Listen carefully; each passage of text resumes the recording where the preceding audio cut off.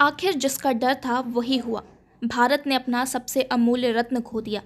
Corona की कर्कश आवाज़ भारत की स्वर कोकिला को लील गई। आसुर सम्राज्ञी लता मंगेशकर जी कोरोना से जंग हार कर दुनिया को विदा कह गईं। आज उन्होंने मुंबई के ब्रीच कैंडी अस्पताल में आखिरी सांसें ली।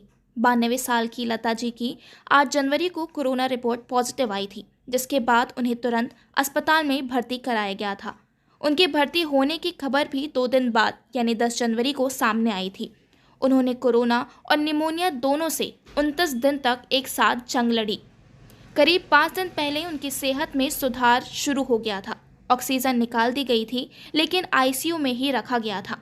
स्वर कोकिला, दीदी और ताई जैसे नामों से लोकप्रिय लता मंगेशकर जी के निधन से पूरे देश में शोक की लहर है। फैंस उनके ठीक होने की दुआएं कर रहे थे, लेकिन आज इस बुरी खबर से करोड़ों संगीत प्रेमियों का दिल टूट गया। सैकड़ों कालजयी गानों को अपनी आवाज़ देने वाली लता जी आज अनंत यात्रा पर चली गईं। 92 साल की लता जी ने 36 भाषाओं में 50,000 गाने गाए, जो किसी भी गायक के लिए एक रिकॉर्ड है। करीब 1,000 से ज़्यादा फिल्मों में उन्होंने अपनी आवाज़ दी। 1960 से 2000 तक एक दौर था जब लता मंगेशकर की आवाज़ के बिना फिल्में अधूरी मानी जाती थीं। उनकी आवाज़ गानों के हिट होने की गारंटी हुआ करती थी। साल 2000 के बाद से उन्होंने फिल्मों में गाना कम कर दिया था और कुछ चुनिंदा फिल्मों में ही वे गाना गाया करती थीं।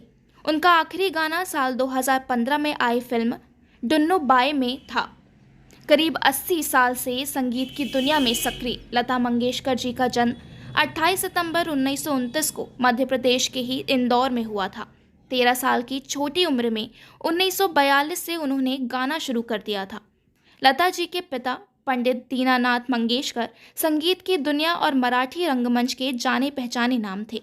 उन्होंने ही लता जी को संगीत की शिक्षा दी थी।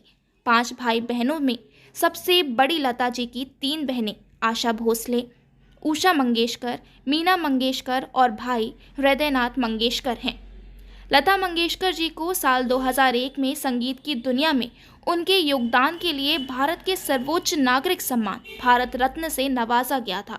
इसके पहले भी उन्हें कई सम्मान दिए गए, जिसमें पद्म विभूषण, पद्म भूषण और दादा साहेब फाल्के सम्मान भी शामिल है।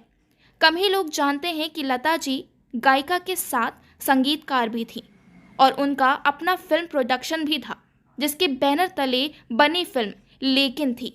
इस फिल्म के लिए उन्हें बेस्ट गायिका का नेशनल अवार्ड भी मिला था। 61 साल की उम्र में गाने के लिए नेशनल अवार्ड जीतने वाली वे एकमात्र गायिका रहीं।